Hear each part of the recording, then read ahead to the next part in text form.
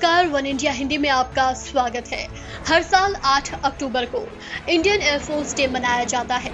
ये वायुसेना के जवानों की बहादुरी और शौर्य को याद करने का दिन है। इस दिन वायुसेना के जवान अपना शौर्य दिखाकर देश को ये भरोसा दिलाते हैं कि देश सुरक्षित हाथों में है। देश के पास इतनी ताकत है कि वो किसी भी दुश्मन को धूल चटा सकता है। देश के पास इतनी ताकत है कि वो दुश्मनों के दांत खट्टे कर सकता है।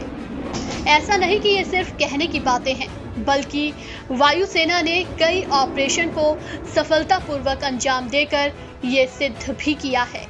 पाकिस्तान के साथ चाहे चारों युद्ध हो या बालाकोट एयर स्ट्राइक हो, भारत की वायुसेना ने हमेशा अपना दमखम दिखाया है और दुश्मनों को नाक के बल ला खड़ा किया है। भारतीय वायुसेना की स्थापना 8 अक्टूबर 1932 को ब्रिटिश शासनकाल में की गई थी।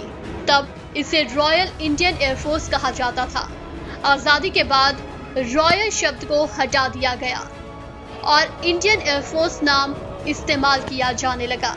ब्रिटिश सरकार ने शुरुआत में वायुसेना का इस्तेमाल अपने महत्वपूर्ण बंदरगाहों की रक्षा के लिए किया। चेन्नई, मुंबई, कोलकाता, कराची और कोचीन में वायुसेना के केंद्र बनाए गए। आजादी के बाद भारत की रक्षा जरूरतें बदल गई।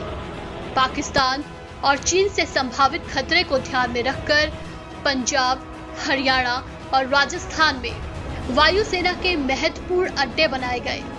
इसका फायदा 1965 की जंग में दिखा, जब पठानकोट से उड़ान भरने वाले 31 स्क्वाड्रन के विमान पाकिस्तानी सेना पर कहर बनकर टूट पड़े थे।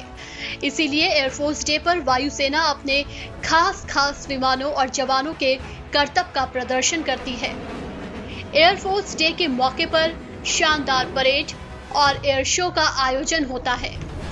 भारतीय वायुसेना का आदर्श वाक्य है नभः स्पृशं दीप्तम्। भारतीय वायुसेना का आदर्श वाक्य गीता के 11वें अध्याय से लिया गया है और ये महाभारत के महायुद्ध के दौरान कुरुक्षेत्र की युद्ध भूमि में भगवान श्री कृष्ण द्वारा अर्जुन को दिए गए उपदेश का एक अंश है।